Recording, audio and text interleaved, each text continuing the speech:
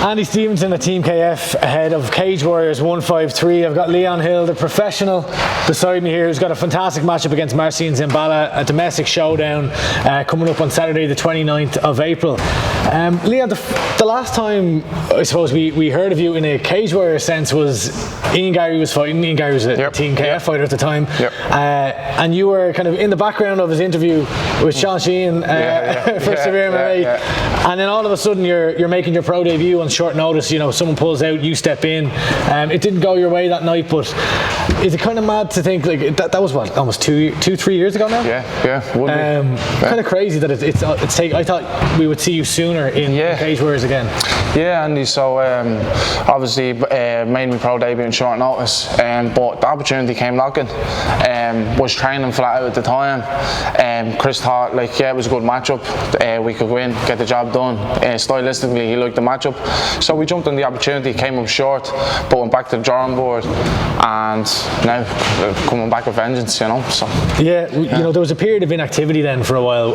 Why were we out? So there was a period of inactivity because I had a bit of an injury. So I had a bit of a concussion going on, and obviously I had to take time out. But I was always training, but I couldn't fight because obviously the injury at the time. But once I got over that, it made me hungrier, it made me smarter, took me strength and conditioning to another level, diet and nutrition, everything, but became a completely different athlete, like, you know. And I mean, what a way to return last year, 4-0. You've had a phenomenal 2022. What was it like? How does it feel to kind of come back and go on a run like that?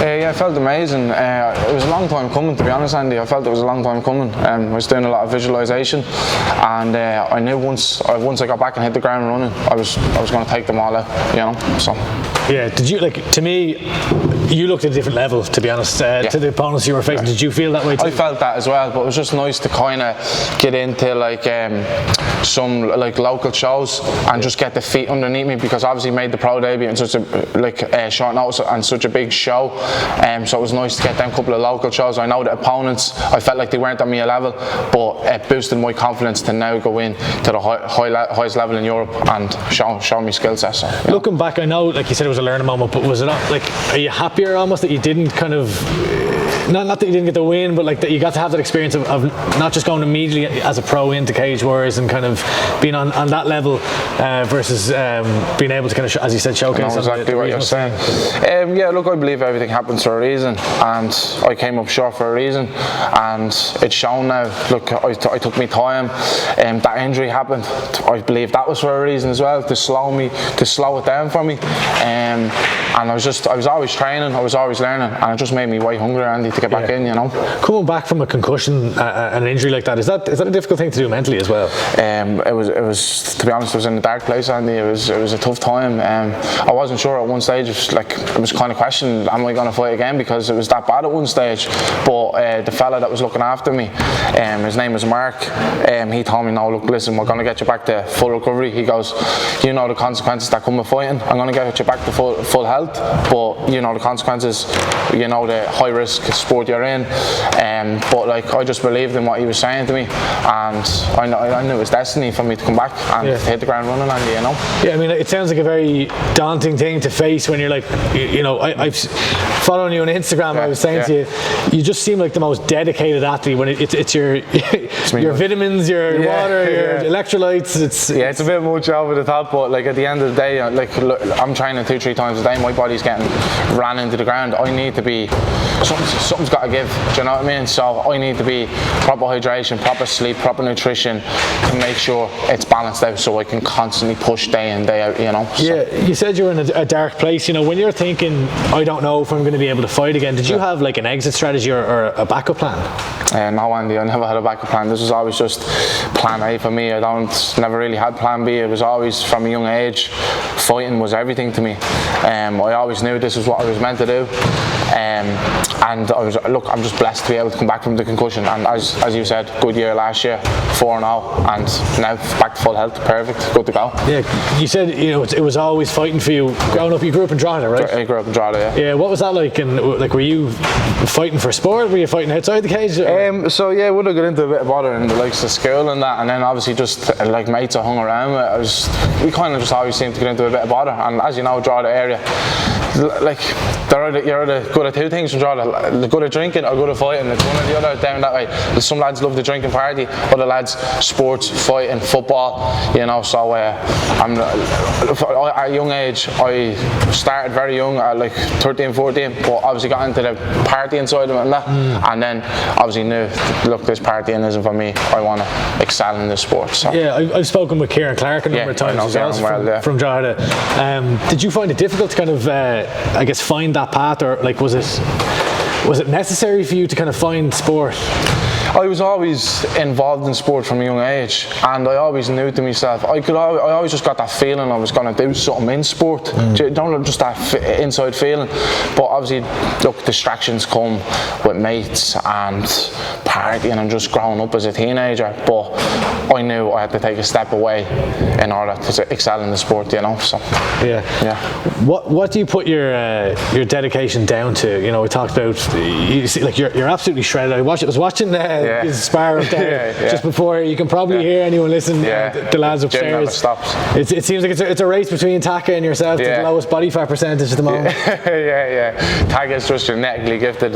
With me, I wouldn't really say I have genetics on my side. So it's built up from the ground with me, and as you said, through just hard work and dedication, Andy, you know. So it looks like you put a lot of road miles on the clock. Is that?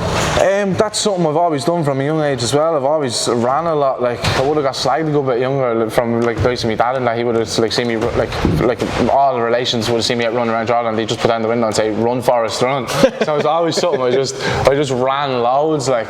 And then obviously coming into fighting, I felt like it was necessary to get road work. And if you look at all the old school boxers, the likes of Muhammad Ali, Marvin Hagler, all them lads, Roberto Duran, they all ran loads of miles, and I kind of just think back to that, and it kind of prepares me mind for war, and it's good for a mental state, you know.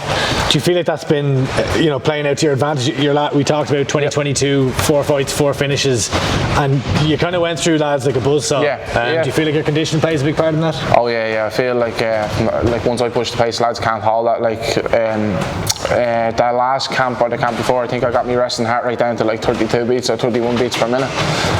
So like I emphasise that a lot on my cardio, and I know lads can't keep up with that pace once I push it, you know. So a big opportunity to return to Cage Warriors now, especially coming to Dublin, going in against Marcin Zembala. He had a fantastic 2022 as well. I think he went 4 or 5 and 1. I think he's 4-0 now. He had he had kind of a tough start to his pro career, but has really had a resurgence in the last year. To me, it's brilliant matchmaking for me and Dean. It's two guys who have had great 2022s, a good domestic matchup. Are you familiar with Marcin? What do you see in that matchup? I'm definitely familiar with the name. He would have been fighting at the same time. Back in 2017, when I made my amateur MMA debut, his name was knocking around a good bit, and he stayed active. He kept going. So definitely familiar with the name. He's not a bad lad, but to be honest, Andy, I just feel like I'm levels above him, and I'll show it on the night, you know. How do you see the fight playing out stylistically? Stylistically, I feel the size is going to be it's going to play a big factor in the night. I think the size, I think my pace is going to play a big factor, and I can't see anywhere he beats me, you know. It's going to be a big night for Team KF. Ryan Shelley taking on Tobias Harila in one of the best fights in the card, an absolutely brilliant fight. Adam was obviously supposed to be fighting Dean Barry. It's undetermined, or I think they're working on an opponent for him at the moment. I reckon Adam definitely get matched. He's looking very good at the minute. All of us have just been non-stop since January, you know. Since the new year came, we knew this was coming. We found out a good while out, like, that this event was coming up, and we've been in camp since January, like, you know. So and obviously and Taka and Mandu as well. The lads have been fighting at Cage Warriors the last while. Is it nice for you to kind of be in that mix again and part of that experience on fight day for everyone?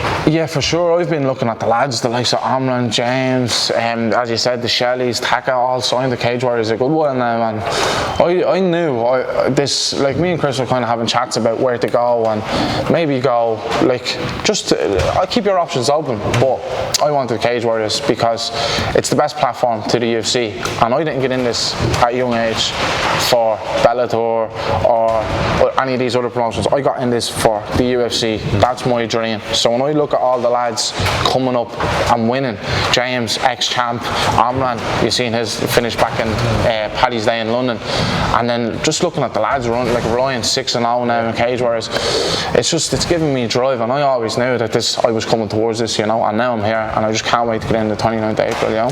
Well, look, the matchmakers took notice. You've signed a multi-fight deal with Cage Warriors. What do you want to achieve over the next year, say, in the promotion? Yeah, so I don't like to look too far ahead, fight by fight, win by win, but I can't help thinking about that bigger picture. And in my mind already, Andy, I see myself as the champ already in my own mind. I just have to make it a reality now. So go out, win fight by fight. I'd like to get this one 29th. I'd like to go again in London in July. I'd like to go September in Manchester, and I'd like to go November back to Dublin again. I'd like to get 4 in this year, you know. Replicate 2022. Yeah, 2023. Yeah, exactly. Go 8-0 in 2 years. That'd be ideal, Andy, you know. And do you look at? You said you see yourself as a champion already. Do you look at other lightweights in the division? Is there? I'm watching them. Yeah, I'm watching them. I'm watching them, and I feel like, you know, I can definitely hang with them. Look, in my mind, I feel like I can beat them, but I have to get out there and show this fight by fight that I belong here and that I will be the champion. Like, you know. Are there any particular ones that you want to test your skills against? Particular lightweights at the minute. I'm looking at the likes of like Adam Cullen, the likes of obviously George, the champion now. Looking at the likes of them lads, and I know like we will meet. Like, you know, I just need to keep winning fight by fight and climb the ranks, and I'll get there. You know. Yeah. Well, look, the first step in that is Saturday, 29th of April. 100%, Andy. You were just saying to me before we started recording that you had an amateur fight. The last time the Cage Warriors came to Dublin, you were fighting as an amateur on the undercard. I was fighting as an amateur on the undercard, which is mad. Gone back 5 years ago now, I think, against Adam Darby. Me and Adam were only chatting the other day. Who's also fighting on the card? Who's also fighting on the card, yeah. We were actually just having a laugh about it, saying like it's mad 5 years later, both fighting professional now on the card, and yeah, I just can't wait for it. It's going to be a great night for both of us, you know. So yeah, who's aside from yourself, who's the one to watch out for the star performance from Team KF on fight night? If I had to choose, I don't like to pinpoint any, because like I love all the lads, and that's why I just like putting you on the spot, being like, go on, choose one of your teammates there, tell them you love him more than the others. Yeah, I know what you mean. Look, I think we're all going to shine, you know, but I'm really looking forward to Ryan and Harilla. I'm really can't wait for that one, you know. Absolutely fantastic fight. Well, look, I'm really looking forward to that fight. I'm looking forward to your fight, and I'm looking forward to Cage Warriors 153, which takes place on Saturday, 29th of April in Dublin's 3 Arena. You can watch it on UFC Fight Pass, and tickets are available at ticketmaster.ie. So tune in. Appreciate the time, Leon, and cheers, Andy. Thanks very much.